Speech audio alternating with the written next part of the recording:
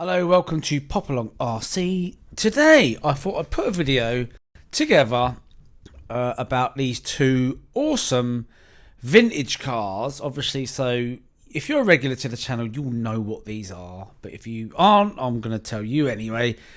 This is a Cougar Classic. So this is a re-release of the classic Cougar that was released many moons ago. Right next to it here, we have the Mardave Cobra. Now, I've done some changes to this car. Initially, Carl and I were gonna run them brushed, stock and just kind of have a bit of fun with these cars. However, I have to confess, I've enjoyed hopping this car up and making it super quick. So let me take the body shell off and I'll show you underneath.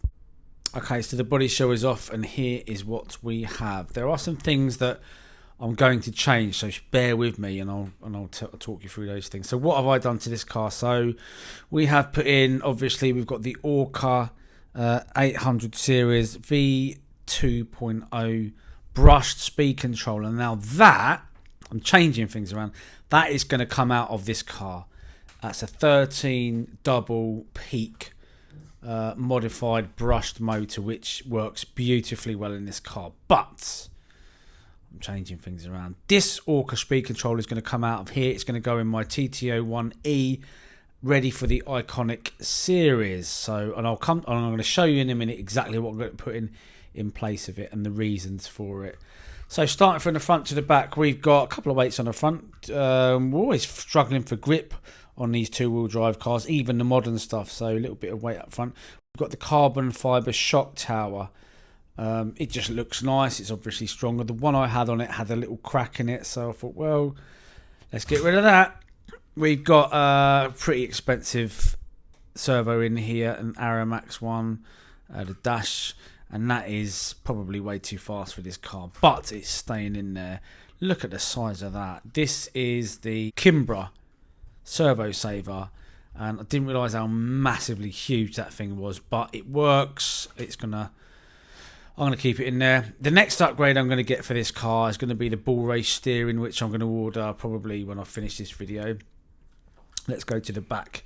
The back here, we have got the slipper, clutch and pro transmission.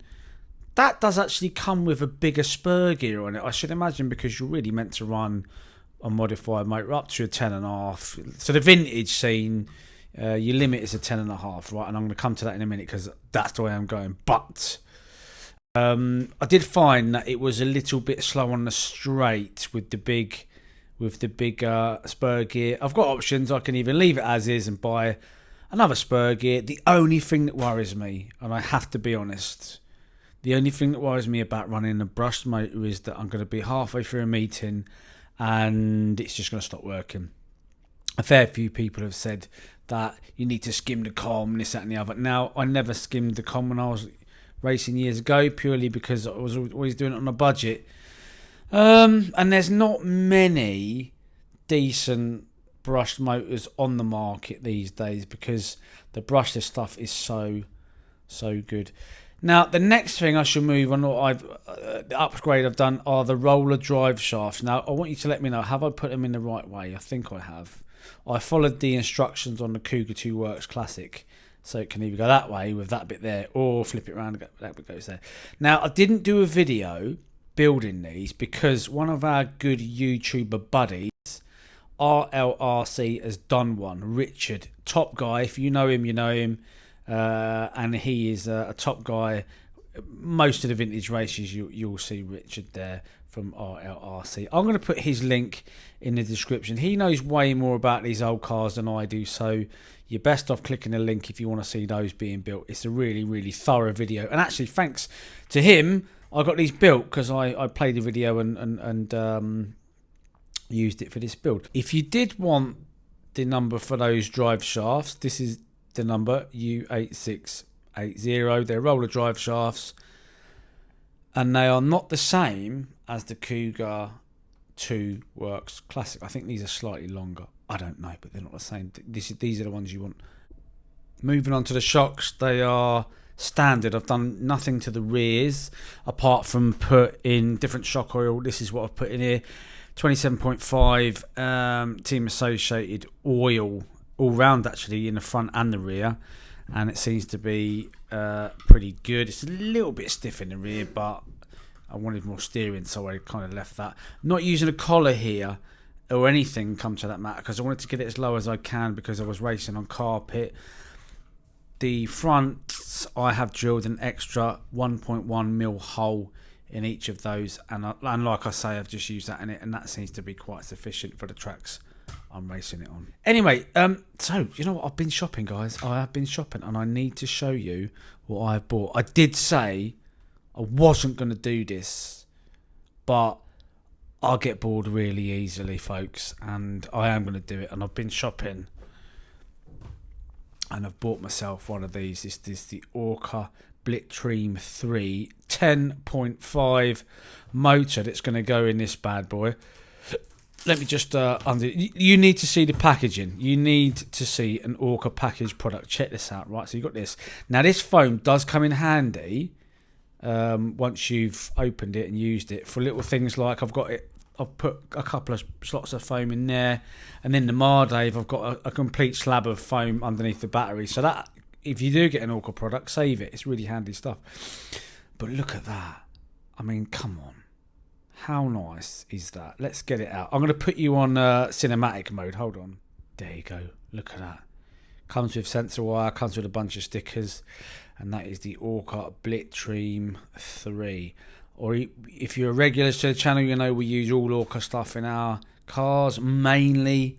I trust it. It's reliable. I've never had any issues with this stuff whatsoever. I like the fact that you can actually, you know, if you want to increase or decrease the timing on the back, it's really clear where that is. And some of these motors, you need a blooming magnifying glass to see that. So that's going in this car. Also, so is this, and this is the Rlrc OE1. Again, cracking, lovely piece of kit that. So that is also going to go in this car, and we're going to get this car ready for the Phil Booth GP, which is coming up. We're going to be using honeycombs on this car. Now, you know, if you've got any experience with honeycombs, please let me know. I've heard they're better when they're a bit used. I'm guessing you put inserts in the front of honey. I don't know. I'm a bit of a honeycomb noob. What can I say? If you've got any, you know, ideas and tips and that, let us know. But they're all the hop-ups that I've done. So there she is in all of her glory. I did do a build video on this that some of you are probably aware of. Not many hop-ups on this, to be quite honest. The paint work is done by Paul Upton over at Puppy Paint, and I think you'll agree, the man is an absolute genius. So happy with that paint job. So big thanks to him. Now, the last time I drove this was at the GP, the MKGP. Thoroughly enjoyed that. Only problem is, let me just take that off.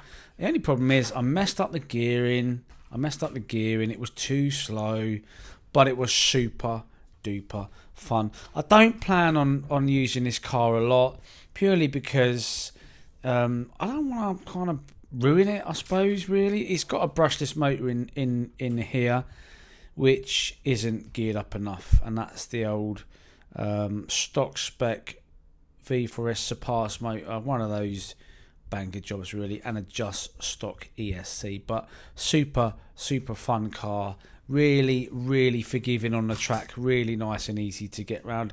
It's still the same setup on the GP, and I had to cut rows of spikes off so it wouldn't grip roll, to be quite honest with you. But a super fun car to get round. I've used this car at Blackpool, the Blackpool weekender that we did. I also used it as Chippenham, the indoor Chippenham vintage race as well.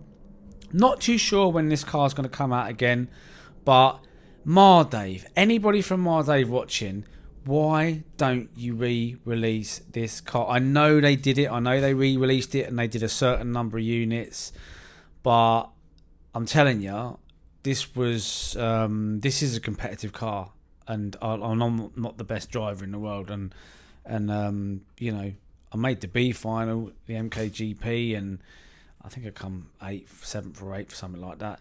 And then I came 3rd at Chippenham with this, and it had a much better motor in it back then. It was a lot quicker. So I'm going to leave you with a race you might have seen, and it's this car in action at the Chippenham Indoor Vintage Classic meeting that we did some time ago. Okay, we are away. Mark starting in 3rd place, and it looks like top 3 have got away. So we have the Cougar out in front. Mark running the Mardave down in 3rd. So we know that 4th place is quick.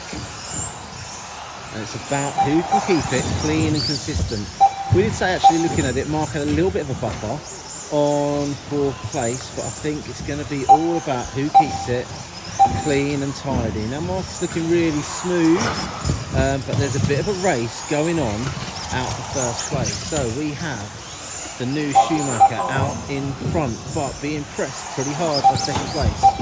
That car in 2nd is quick on the track, but was having a few mistakes, which means Mr. Tonks is down into 2nd place now, and that guy is flying out in front. So we've got a decent race on our hands here. It's about consistency now. Oh, Tonks has rolled it, which means the Mardave now is ahead of the Schumacher. This is going to make for an interesting race, because I know Mark can make his car super wide, although he is taking the wide line through there, whereas the Schumacher is going over the jump. I think Mark's made a sensible choice there to let him through, because he doesn't want to get caught up in a battle, causing him to slow down and end up being caught by 4th place. At the moment he is running. He's got a little bit of a gap back to 3rd place, and it looks like this is going to be a nice simple run through for Mark. He's got a nice cushion now back to 4th place. So I'm going to stop this edit here. Solid 2nd place there. Oh, it was close. It was close. It was close. That was a great race. Oh, thank you. Well done, guys. Well done, Mr. Broom. It's great. Yeah, it's good. Clean. Yeah. Take yourself a little gong home today. Yeah. Well done. Popalong RC, fantastic. All good stuff. Many thanks to them today as well, coming along.